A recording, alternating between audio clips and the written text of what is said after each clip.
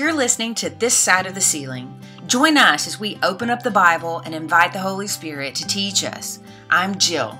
And I'm Kelsey. As Christians, we've been told that in this world we will have trouble. But we take heart that God has given us everything we need for life and godliness on this side of the ceiling. Welcome back to This Side of the Ceiling.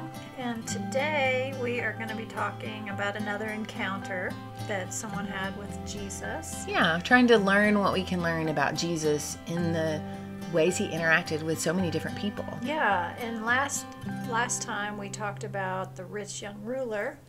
And this time we're going to talk about another rich man. Yeah, another rich ruler, I guess you could say.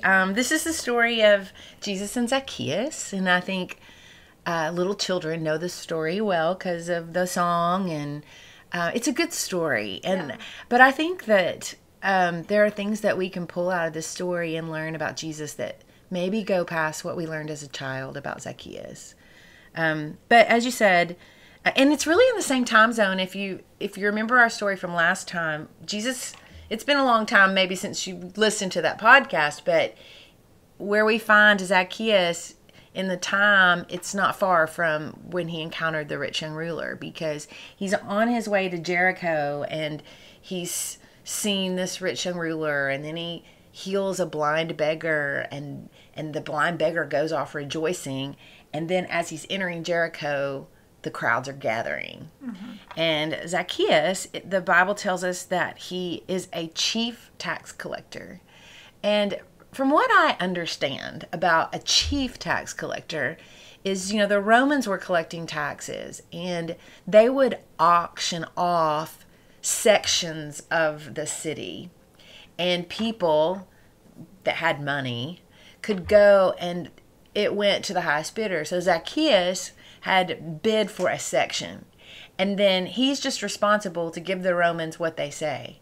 And he's allowed to carve that section up and have other people under him that collect the taxes, and he can set the taxes whatever he wants to. Mm-hmm. And so the people knew that the tax collectors were kind of known for taking more than really the Romans were required, and Zacchaeus would have people underneath him, so he would have collected a lot, Right. So he was also rich. Yeah. He was also a man. He ruled. He I don't know that he was a ruler, but he had a position that could tell people that they had to give him money. And then the other thing we know about him is he's short. Right. So that is going to play a role in here. So let's just read this short story and maybe with new eyes. Okay, I'm in Luke chapter 19. Jesus entered Jericho and was passing through. A man was there by the name of Zacchaeus. He was a chief tax collector and was wealthy. He wanted to see who Jesus was, but being a short man, he could not because of the crowd. So he ran ahead and climbed a sycamore fig tree to see him, since Jesus was coming that way. When Jesus reached the spot, he looked up and said to him, "Zacchaeus, come down immediately. I must stay at your house today." So he came down at once and welcomed him gladly. All the people saw this and began to mutter, "He has gone to be the guest of a sinner." But Zacchaeus stood up and said to the Lord, "Look, Lord, here and now I give half of my possessions to the poor, and if I have cheated anybody out of anything, I will pay back 4 times the amount." Jesus said to him, "Today salvation has come to this house, because this man, who is a son of Abraham, too is a son of Abraham. For the Son of Man came to seek and to save what was lost." Okay, so most of us know this story, but I think there is a lot going on here, because of Zacchaeus' position as a tax collector. You know that he didn't have many friends among the Jewish people, and Jesus himself got some flack because he ate with tax collectors. And it makes me wonder if that's what Zacchaeus had heard. Oh, this guy's coming to town. He eats with tax collectors, which was meant to be a turnoff to others, but to a tax collector, maybe Zacchaeus was like, "Hey, maybe he'll talk to me. Maybe I can. Maybe he won't shun me like everyone else." Or I don't know. It's interesting to think about what Zacchaeus had heard, but he had heard. Mm-hmm. He had heard enough to be curious. Right. And, I really believe that's something that God wants is for us to be curious, to go to the Bible and ask questions and to ask God questions, to be, as a teacher, you're a teacher, I'm a teacher. We love students that are curious, that raise their hands and are engaged. It shows that you want to learn. So I think a couple of things that I think that we can learn from this interaction with Jesus and Zacchaeus, it says that Jesus is passing through Jericho. And, Jesus doesn't ever pass by. He always just takes the time to see the people, and today he's going to see someone in a tree. But I think that's the first thing that really strikes me about this is that, climb the tree. Right. Go do whatever you have to do to see Jesus. Right. Zacchaeus was short and there were people in his way, so he climbs the tree. And he was a man, maybe. Normally it's children who climb trees. Yeah, that's what we think of, kids climbing trees. Sound of Music, the kids were in trouble for climbing the trees. So, it makes you wonder, was he past caring what people thought about him? I don't care if people think I'm childish. What did he have on? Did he have a robe? Did he have to hike it up? And, I just love the fact that I can't see. There's a tree. I'm going to climb up in there. I can get a better view. Mm-hmm. Maybe he thought, no one's going to say anything. I'll just be in this tree. A lot of times when you're in your tree, you're hiding. People aren't looking at you. So he thinks probably that he's going to get away from it. But sometimes for us, it's also our pride and our dignity that can sometimes block us from asking the questions. In C.S. Lewis's story about Narnia, in the last book, Susan's not there. The older daughter is not, or the older sister is not there. And there's this line in it about how, she's all she cares about now is lipstick and pantyhose or something like that, saying that she's outgrown make-believe in Narnia. And, sometimes I think that's why Jesus tells us to keep our childlike faith. You must be like a child. You've still got to embrace the mystery of things that are the supernatural. It's not going to Jesus doesn't always make sense. Right. And so climb the tree. So Zacchaeus climbs the tree, and I like that about him. And then, but the reason he has to climb the tree is because Jesus' followers are in the way. Mm-hmm. And so I think sometimes the other obstacle that Zacchaeus had was Jesus' followers were blocking Jesus from seeing him. And I think there's a lesson in that for us as followers of Jesus. Is I don't want to keep somebody from seeing Jesus.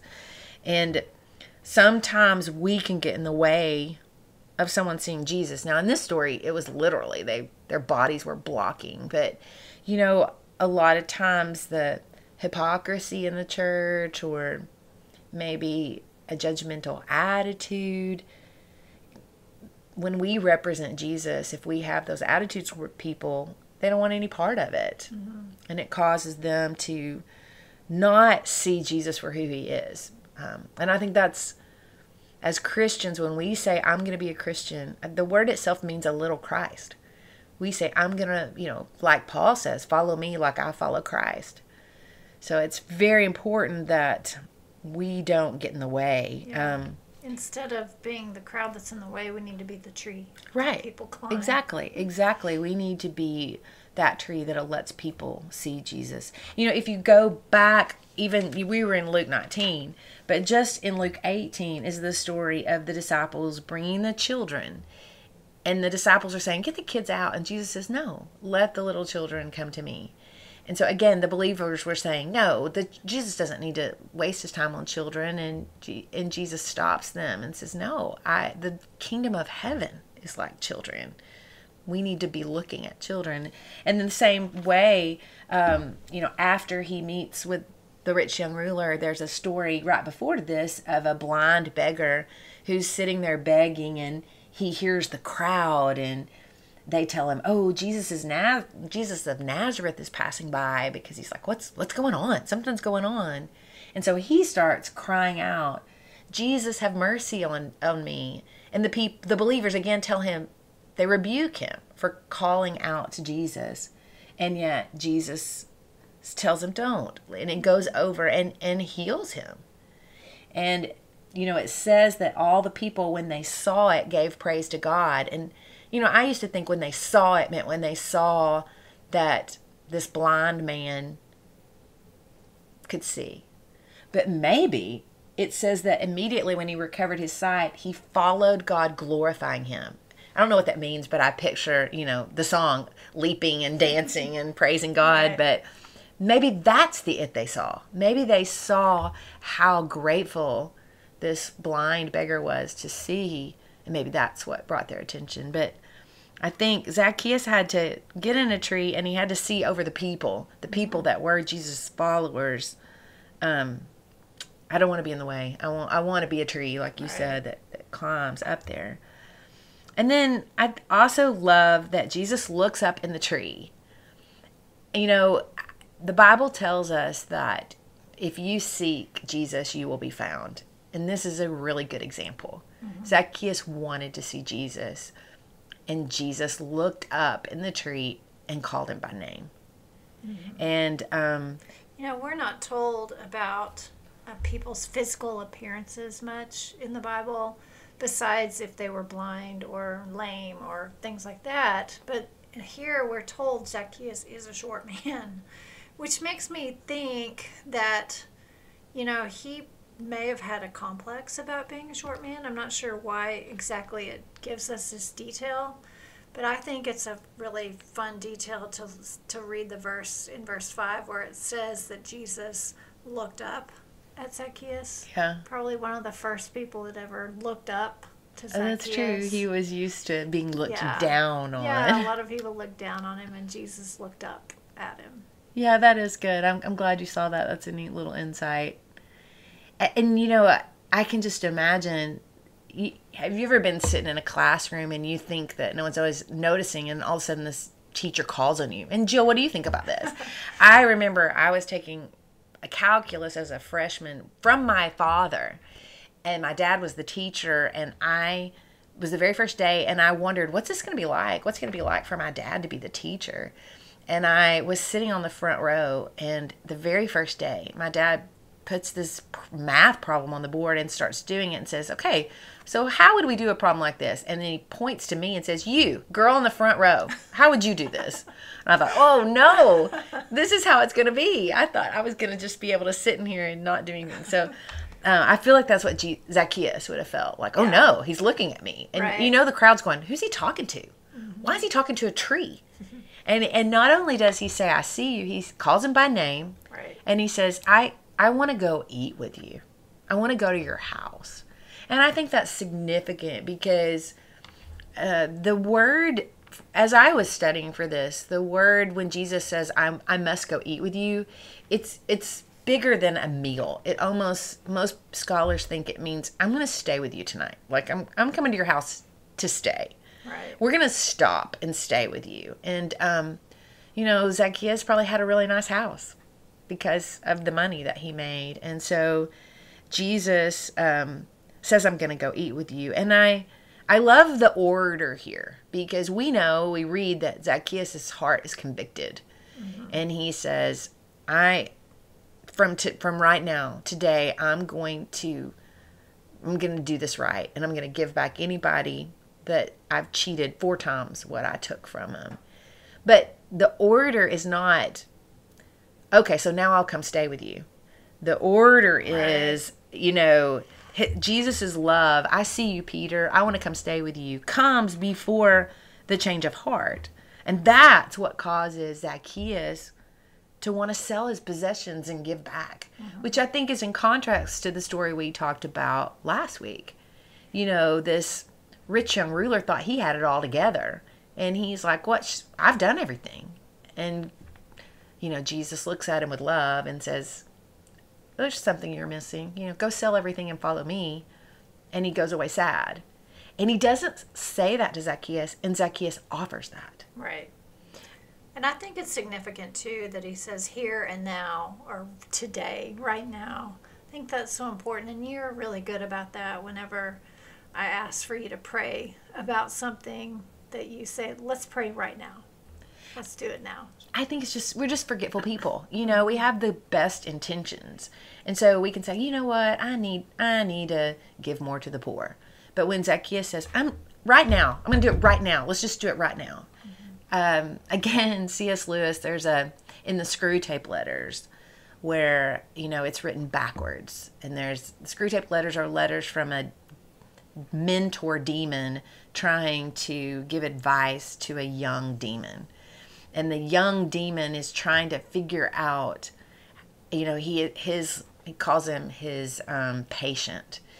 His patient was starting to think about God, and the demon was trying to think of all these things he could battle him with and all the different things he could do. And the older demon says, no, it's much easier. Just make him hungry. All you got to do is make him hungry. Just convince him that he should go eat lunch before he thinks about this God stuff, because he'll never come back to it. Mm-hmm. It's that idea that when we feel convicted, we need to act on it. Mm-hmm. And Zacchaeus does that. He acts on it right away, which I love. And, I think it's also nice to notice that Jesus wants to eat with us too. Mm-hmm. In Revelation 3:20, it says, "Behold, I stand at the door and knock. If anyone hears my voice and opens the door, I will come to him and eat with him, and he with me." So I love that, it's almost like if anyone climbs a tree to see me, I'm going to look at it and I'm going to go eat with him. And we have the same offer. And, I do love that idea of be a tree. It would be sad if the song was, Zacchaeus was a wee little man, and a wee little man was he. He wanted to see Jesus, but he was too short, and so he had to go home. The tree played an important role. Yeah. The tree, he climbed up in that tree so that gave him a view of a Jesus he hadn't seen over the followers, a clear view, and Jesus honored that. And said, Zacchaeus, I see you. And I think it's important that he calls him by his name. My granddad, who was just a godly man, told me that a person's name is the most familiar, beautiful word to them because they've heard it all their life. And so when someone turns at you and looks you in the eye and calls you by name, first of all, you think they know me. They remember me. And so I love that we need to be that tree for people, to give people a good view of Jesus because he wants to come eat with us. Thanks for listening and journeying with us on this side of the ceiling. See you next time.